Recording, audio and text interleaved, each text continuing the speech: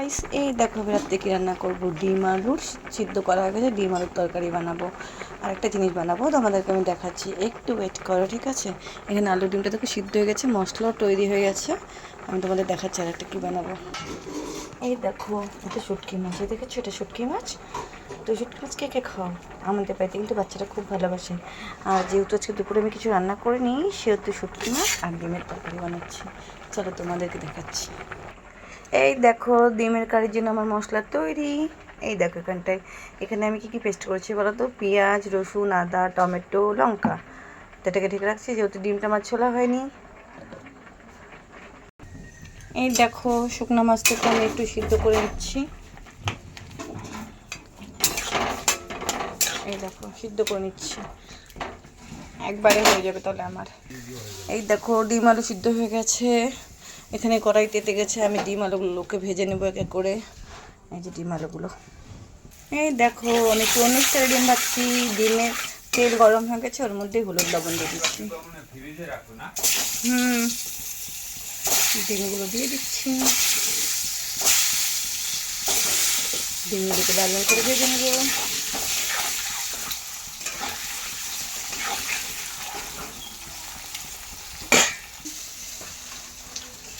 ডিমগুলো দেখো, ডিমগুলো আরো বলো, কিচ্ছু হবে না। এই যে আমার ডিমগুলো লাল লাল করে ভাজা হয়ে গেছে, দেখো ডিমগুলো ভাজা হয়ে গেছে, এই দেখো ডিমগুলো ভাজা হয়ে গেছে।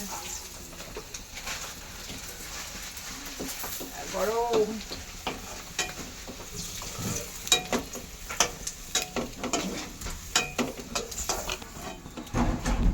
এই যে ডিমগুলো ভাজা গেছে, এখন মশলাগুলোকে আমি ফ্রাই করে নেব।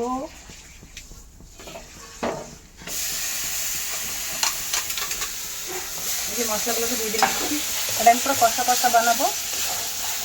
কারি কারি একদম কারি, কার কার ভালো লাগে খেতে চলে আসবে। আই লাভ কারি। ওই যে আমার মেয়ে বললো আই লাভ কারি। এই যে লবণ দিলাম সামান্য পরিমাণ, হলুদ দিব,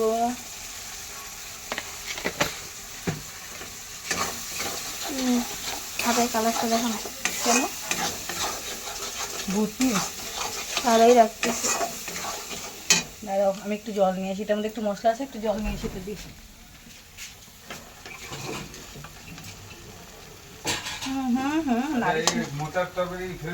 ও বন্ধ করতো,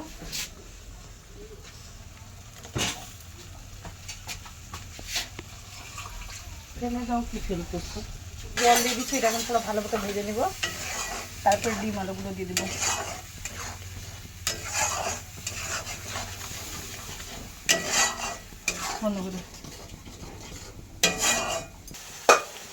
এই দেখো আমার ডিমের কারির কালারটা খুব সুন্দর আসছে, দেখো।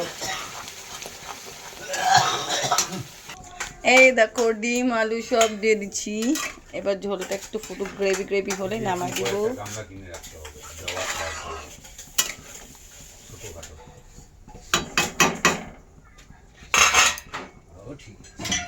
আমার ডিমের কারি কমপ্লিট।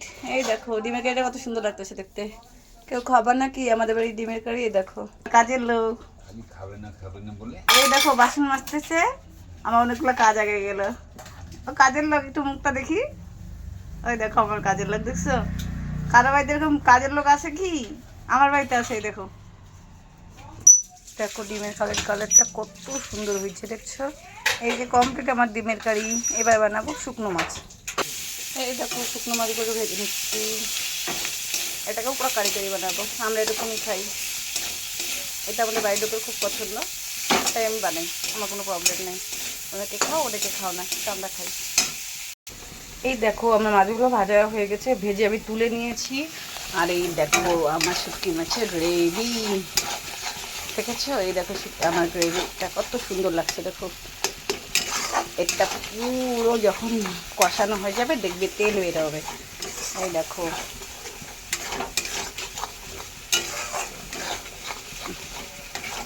আর এত কিছু বানাচ্ছি কেন বলো তো? কালকে যেহেতু নিরামিষ, আর আজকে দুপুরে এরকম রান্না করিনি, সেহেতু এখন রান্না করছি খাওয়ার, সবাই মিলে একসাথে খাবো তার জন্য। এই দেখো মশলাটা আমার কষানো হয়ে গেছে, দেখো খুব সুন্দর করে। সেন্টও বেড়ে গেছে, অবশ্য তোমরা কিন্তু বুঝবে, আমি বুঝতে পারছি যে সেন্ট বেড়ে গেছে। এই দেখো দেখো খুব সুন্দর করে কষানো হয়ে গেছে। আমি এর মধ্যে মাছগুলো দিয়ে দিব, দিয়ে একটু নেড়ে চেড়ে ভালো মতো, যেহেতু মাছগুলো ভাজাই আছে আর তো অসুবিধা হবে না, দিয়ে নামিয়ে দেবো মাছগুলোকে। এই দেখো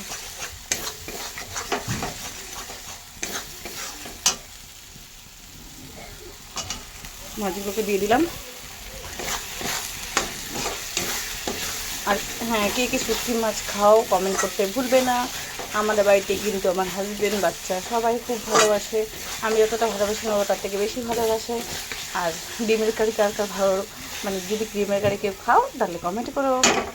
আর এই দেখো আমার এটা হয়ে গেল, ফুটকে দেবে গেছে, তাড়াতাড়ি হলে খাবো। এই দেখো আমার শুটকির কারিটা কিন্তু হয়ে গেছে কমপ্লিট।